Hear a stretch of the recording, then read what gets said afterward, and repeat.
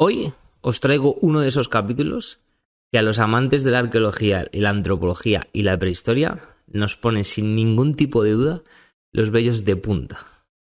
Es uno de esos episodios prehistóricos que narran, nos cuentan, son un testimonio vivo de la prehistoria en nuestro presente.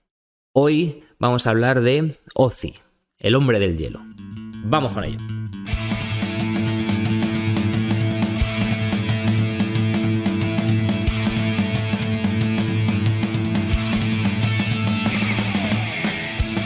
¿Y quién es Ozi? Os preguntaréis. Bueno, pues seguramente muchos y muchas ya conozcáis el caso.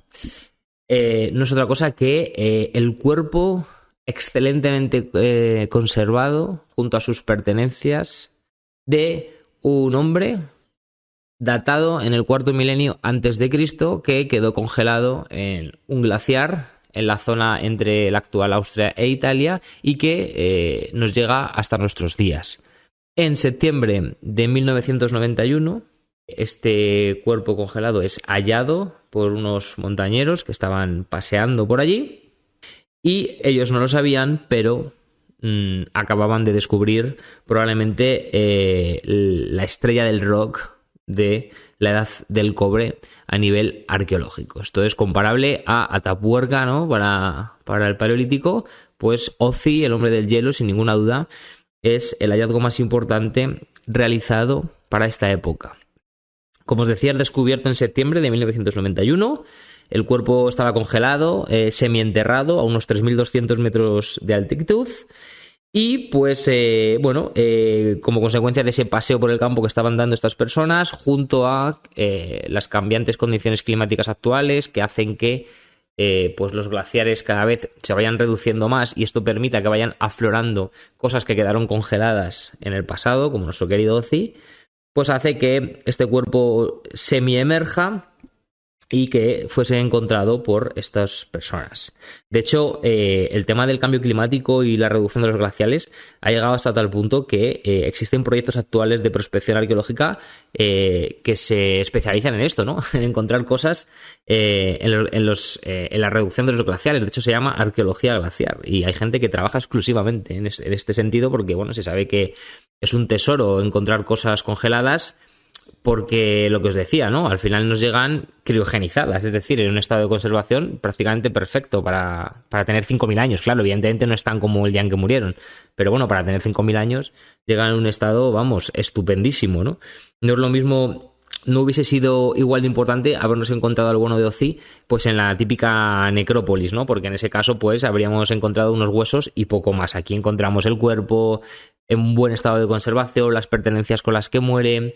Yo que sé, incluso comida en el intestino, bueno, todo tipo de circunstancias y de historias que nos permiten reconstruir el pasado de una forma muy fehaciente y óptima, ¿no?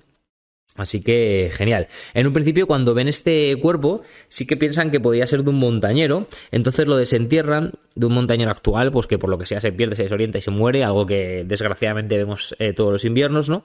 Y lo desentierran. Esto genera bastantes daños a la momia y enseguida se dan cuenta de que, bueno, digo momia, no es una momia egipcia, ¿vale? Pero bueno, al cuerpo.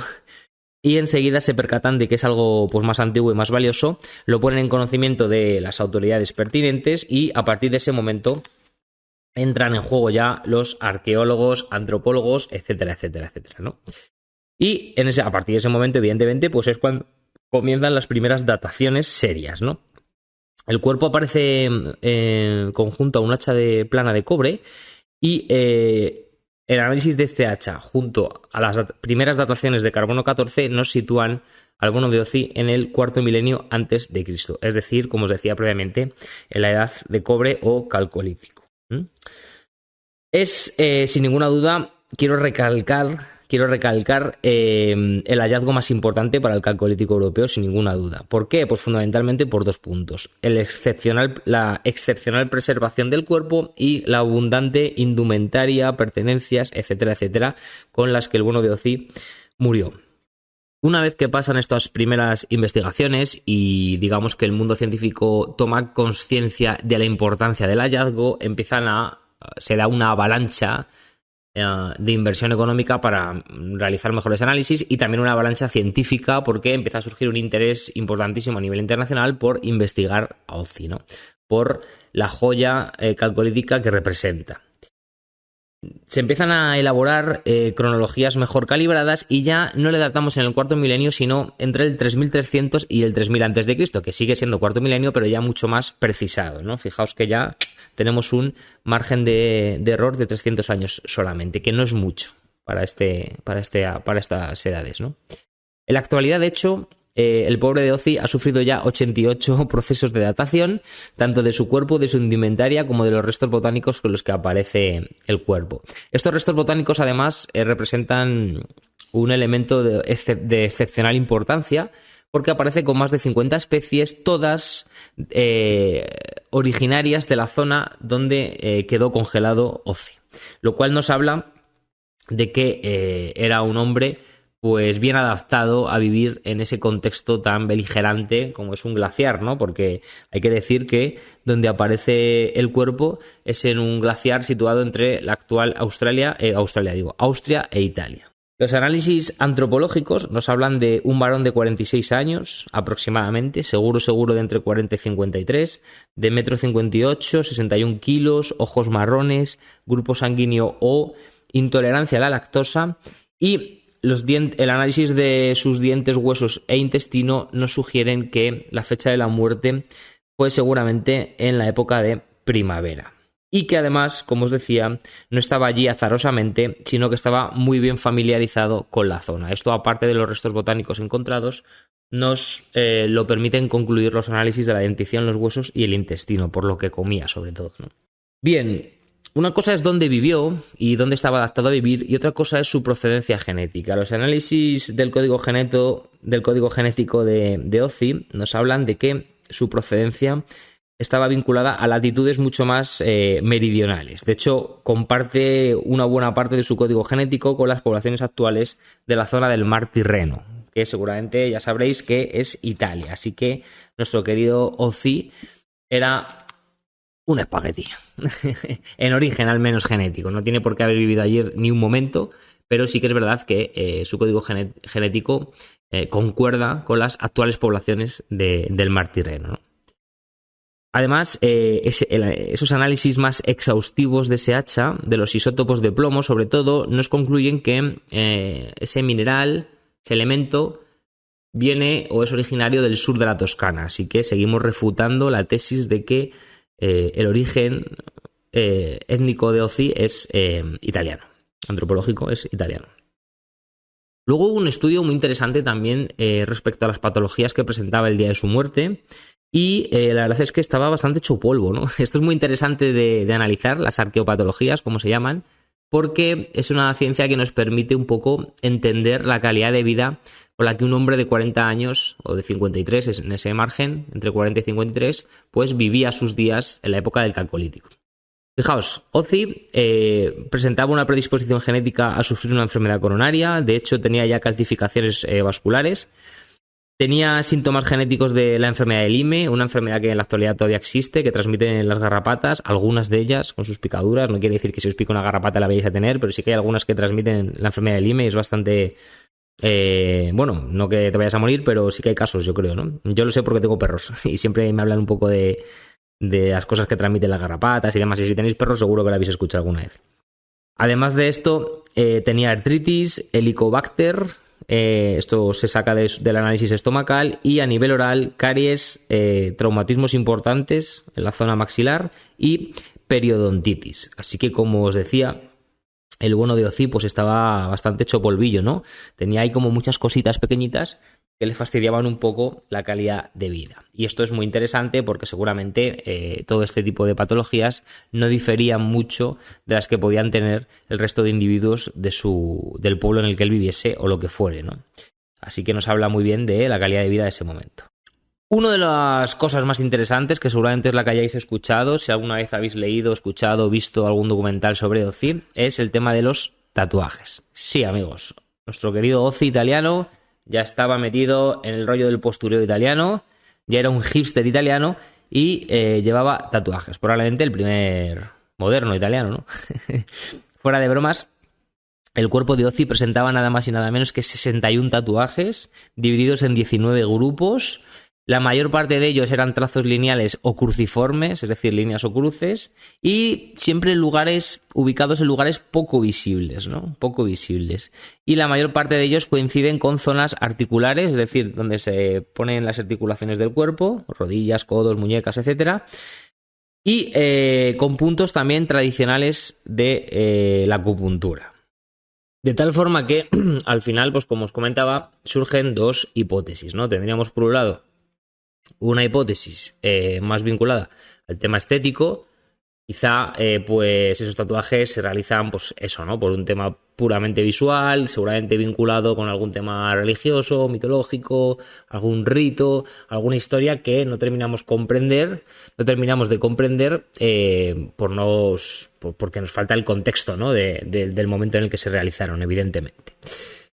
Y luego tendríamos la hipótesis B, o la segunda, que está relacionada con temas medicinales. Es decir, podría ser que por la ubicación donde están los tatuajes, las zonas articulares, fuese un tema de acupuntura más que un tema estético, ¿no? Que al final esas marcas fuesen un poco las consecuencias que quedan después de realizar un tratamiento de acupuntura en el calcolítico. Así que hipótesis A, estética; hipótesis B, terapia medicinal. Bien, continúan los análisis según va pasando el tiempo y, claro, en un principio se piensa pues que la muerte de Ozzy, aquí es donde viene un poco el plato fuerte de todo el capítulo, la muerte de Ozzy pues es obviamente consecuencia de un congelamiento. El hombre pues se desorienta, se pierde, se queda sin comida, lo que sea, acaba congelado y muere de hipotermia y chimpún, ¿no? Algo que conocemos muy bien, pues porque les ocurre incluso a montañeros actuales que van con mejor equipo, mejor comida, mejor preparados que hace 5.000 años, pues cómo no iba a pasar hace 5.000 años, ¿no? Esa es un poco la primera percepción que se da respecto a buscar la causa de la muerte de Ozzy. Pero según van dándose diferentes análisis, sobre todo durante una exploración radiológica, encuentran algo muy interesante que cambia para siempre toda la percepción y conciencia que había sobre este caso, sobre el caso Ozzy, ¿no?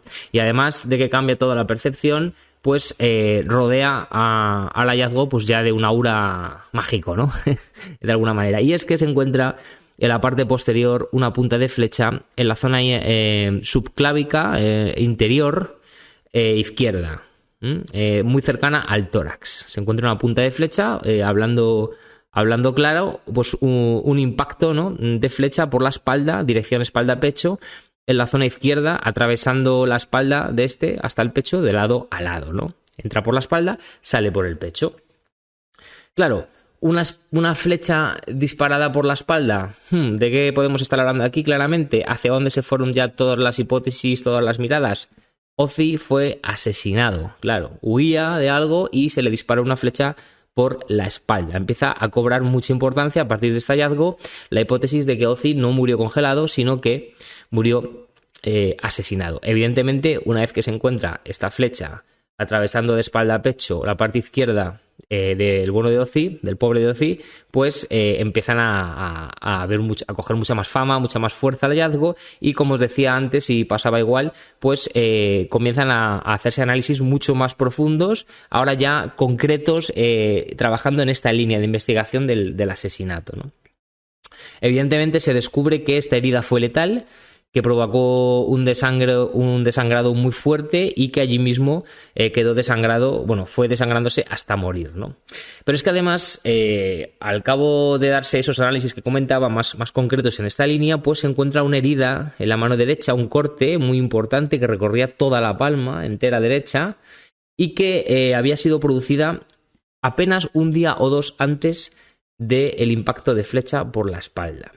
Este estudio además encuentra también un traumatismo craneal muy importante en el momento de la muerte. Claro, este traumatismo sí que es verdad que podría haber sido un golpe extra que se le da a Ozzy una vez que cae al suelo para rematarle, o también del propio impacto de la flecha. Al caer al suelo, ¿no?, herido, pues se golpearía el cráneo. Aquí ya no sabemos si este traumatismo se está investigando en esa línea, pero no sabemos discernir si el traumatismo es fruto de la caída por el flechazo o si es un golpe de otra persona. Y finalmente viene el plato fuerte, y es que se encuentra en los restos de Ozzy, en sus pertenencias, sangre de otras 4 personas diferentes, tanto en objetos como en prendas que llevaba puesto. Se encuentra sangre en la capa, en las puntas de flecha y en el puñal de sílex, probablemente porque se defendería o lo que fuese, claro. Entonces, claro, tenemos un Ozzy que sabemos ya seguro que muere por un flechazo por la espalda, por la parte izquierda, que le entra por la espalda y le sale por el pecho. Pero es que además un par de días antes de ese flechazo había sufrido una raja en la palma de la mano muy fuerte, no parece fortuita, parece algo más de fuerza, ¿no? De arma, en toda la palma de la mano, y encima encontramos sangre de otras 4 personas que no son Ozzy.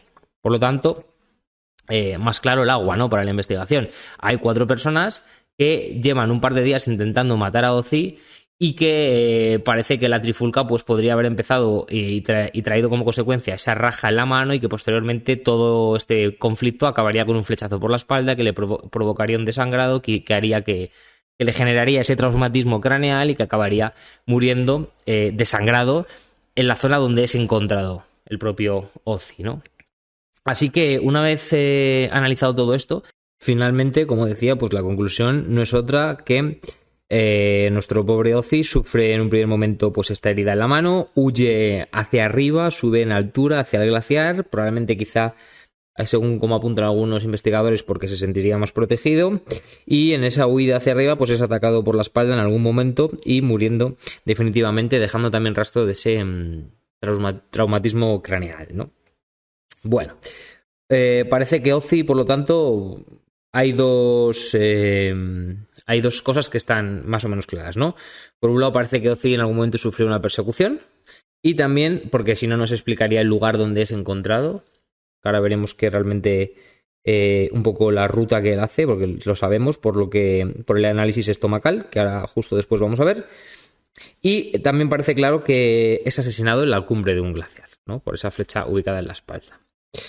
Vamos con el análisis estomacal, porque realmente muy interesante, porque nos da pistas del itinerario que recorre nuestro colega Ozzy en sus últimas 33 horas de vida. Debido al polen hallado dentro de este estómago por los alimentos que ingirió, podemos deducir por qué partes pasó y no pasó en función de la vegetación que hay en esas zonas. Bueno, tras los análisis vemos que Ozzy recorrió, vamos a decir, un itinerario antes de su muerte que duró 33 horas en 3 etapas, ¿no? Primero se encuentran unas montañas a 2.500 metros de altitud. De esas montañas desciende a una zona más boscosa de unos 1.000-1.200 metros de altitud.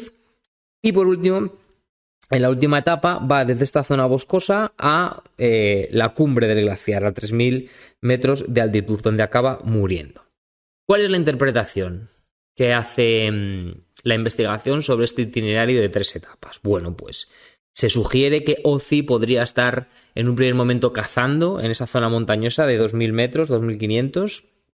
Una vez que termina su caza, su recolección, lo que fuere que estaba haciendo, Ozzy desciende hacia la zona boscosa donde se hallaba su aldea, que siempre suelen estar más bajitas, a 1.000 metros de altitud.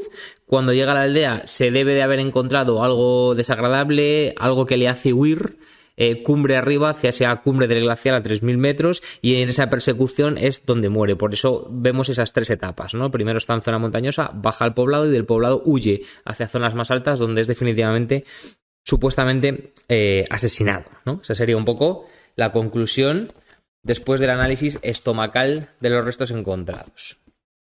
Bien, por último, ya para cerrar un poco el capítulo, este capítulo tan interesante en el que estamos desgranando poco a poco el caso Ozzy, porque ya no es solo un hallazgo arqueológico, sino un caso criminal, probablemente el primer caso, ¿no? Criminal encontrado, en el que hace falta una investigación para dilucidar qué pasó. Vamos a terminar viendo un poco todas las pertenencias halladas con Ozzy. Pues mirad, se encuentran un montón de cosas y todas nos cuentan un montón de cosas. Ya sabéis que al final, en la arqueología, esto ya lo he explicado alguna vez, para mí es tan importante el propio cuerpo y sus cicatrices, tatuajes y demás, como la cultura material con la que aparece el cuerpo. Al final, no olvidemos que todas las sociedades sapiens incluso no sapiens, hemos creado cultura material, y que esa cultura material, esos objetos, esas pertenencias, son un reflejo, sin ninguna duda, de nuestra cosmovisión universal de ese momento. Entonces, para mí, la cultura material es importantísima. Esos cuchillos de bifaz, de sílex, los carcaj, los arcos, las herramientas, para mí todo eso es clave en el estudio prehistórico, ¿no? Y bueno, pues lo que decía, al final la cultura material es un reflejo de nuestras sociedades en ese momento, ¿no? Porque siempre digamos que el contexto socioeconómico es el que determina el tipo de herramientas que vas a construir. Entonces, a través del análisis de esas herramientas podemos dilucidar cómo era el contexto socioeconómico, ¿no? Entonces, para mí es fundamental explicar y terminar así con este capítulo las pertenencias halladas junto a Ozi. Pues mirad, encontramos un carcaj de piel de ciervo con 2 flechas acabadas y 12 sin punta, lo cual nos habla de que esa imagen que tenemos de cazadores prehistóricos llenos de flechas es completamente errónea. Fabricar y terminar una flecha no era tarea fácil y de hecho pues eran muy eficientes en ello y por eso pues solían ir haciéndolas según las travesías, ¿no? Encontramos también un hacha de cobre con mango de madera de tejo, un arco de madera de tejo inacabado. No le dio tiempo a tenerlo terminado. Probablemente si lo hubiese tenido acabado, quizá la historia hubiese sido de otra forma, ¿no? Porque se podría haber defendido un poco más. Un puñal de sílex de 13 centímetros con empuñadura también de madera de tejo. Además, muy interesante porque se ata la empuñadura al sílex con tendones. Y este bifaz además colgado del cinturón con una pequeña cuerda y iba infundado en una vaina vegetal. Fijaos que muy interesante cómo cuidan, ¿no?, el puñal. Lo llevan envainadito, atado a un cinturón, etcétera, etcétera, ¿no? También resulta llamativo el uso de la madera de tejo como elemento secundario de las producciones para terminarlas o revestirlas. Vemos que hay un conocimiento absoluto de ello, ¿no? También lleva algo muy importante, que es un equipo para hacer fuego en un bolsito, en el que dentro se encontró yesca, elementos líticos, probablemente para hacer de chispa, ¿no?, y un punzón óseo. Encontramos además un retocador de madera de 12 centímetros. Para los que no sepáis lo que es un retocador, era una herramienta que utilizaban las sociedades ya más avanzadas para terminar de retocar los instrumentos líticos que construían. Era como un retocador, ¿no?, para terminar de darle un filo exacto, una forma concreta, matices ya. Es una herramienta que se utiliza ya para matices muy concretos, no para hacer grandes bifaces o bifaces así comunes. Es ya para hacer herramientas concretas, darles un perfil exacto que necesitas para una tarea más específica, etcétera, etcétera. Los retocadores, por ello, son una muestra de una industria lítica avanzada, ¿no?, sin ninguna duda. Y luego además se encuentran dos elementos muy interesantes, ¿no?, que son dos recipientes cilíndricos de 15 y 18 centímetros de diámetro y unos 20 de altura, de corteza de abedul, y uno de ellos además estaba completamente ennegrecido por dentro. ¿Debido a qué estaba ennegrecido? Bueno, pues lo que opina la mayor parte de la investigación y lo que sea probablemente lo más probable es que era un portabrasas. ¿Qué es un portabrasas? Pues lo que el propio nombre indica. La forma más eficiente de hacer fuego es llevar del fuego de un sitio a otro, sin ninguna duda. Entonces, estos recipientes se piensa que se usaban también porque se han analizado por dentro y se ve que esa negritud es carbón. Se debe al carbón y demás. Pues la forma más eficiente de hacer un fuego nuevo es llevarte uno de un sitio a otro. ¿Cómo se puede hacer de forma cómoda? Porque evidentemente no vas a llevar las llamas dentro, ¿no?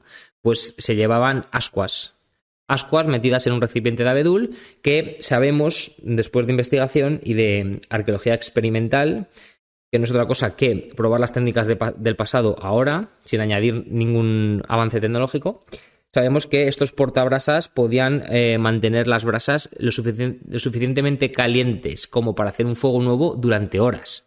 Por lo tanto, es muy útil, muy inteligente y muy eficiente usar esta técnica para hacer un nuevo fuego en vez de tener que ponerte ahí en medio de un glaciar o en esas zonas tan frías, ¿no?, con la yesca, el pedernal, traca. Entonces, interesante, ¿no?, este descubrimiento, porque muchas veces siempre como que tenemos en mente esa forma de hacer fuego de los seres prehistóricos con el palito dándole vueltas o frotando o chocando dos piedras y nunca pensamos en lo más simple, ¿no?, que es, oye, cojo esta ascua y me la llevo de aquí a aquí.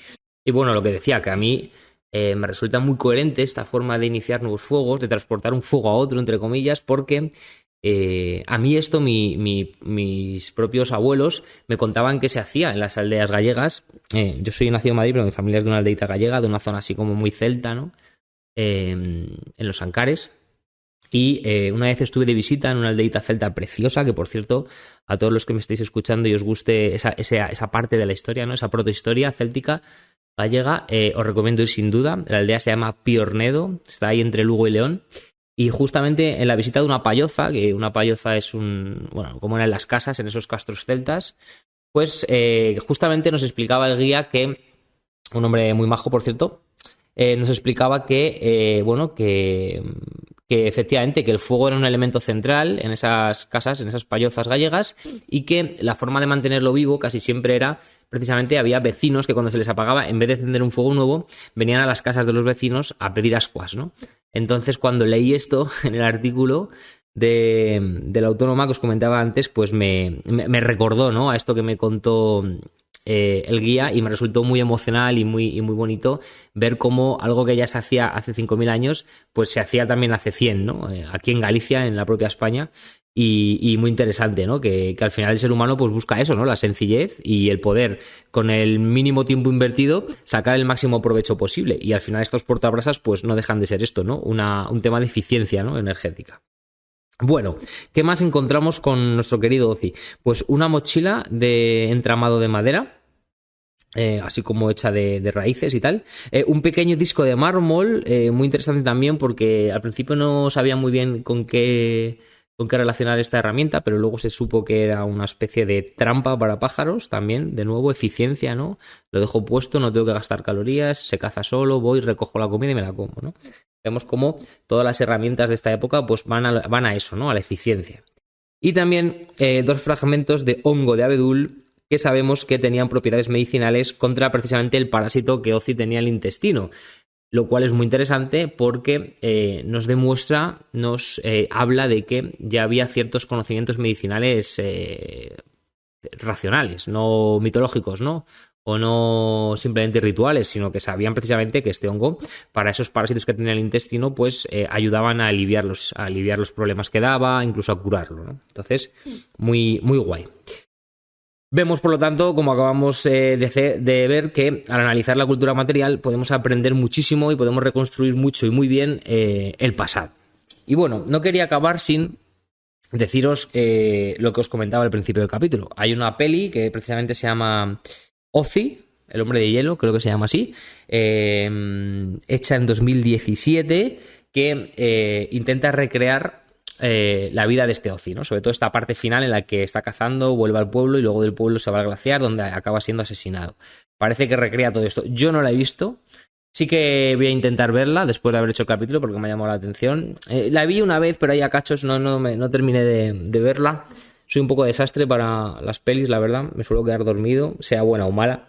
Pero bueno, yo sí que os recomiendo que si os ha molado el capitulazo, pues que le echéis un ojo a la peli y así también podéis comparar un poco el podcast que he hecho, que es más científico, con lo que se hace en la peli, que supongo que tendrá algún elemento un poco fuera de tono, aunque he leído en el artículo que está bastante lograda, desde una perspectiva científica arqueológica, Así que en ese sentido parece que tiene el beneplácito de los prehistoriadores. Y bueno, chavales, pues nada más, no me quiero enrollar más. Espero que lo hayáis disfrutado. Capítulo cortito, pero potente e interesante. Y la semana que viene seguramente volvamos con otro caso muy interesante relacionado esta vez con Atapuerca, que os desvelaré pues la semana que viene. No voy a hacer spoilers. Pero bueno, otro caso interesante, ya lo veremos. Nos vemos, chao, chao, abrazotes.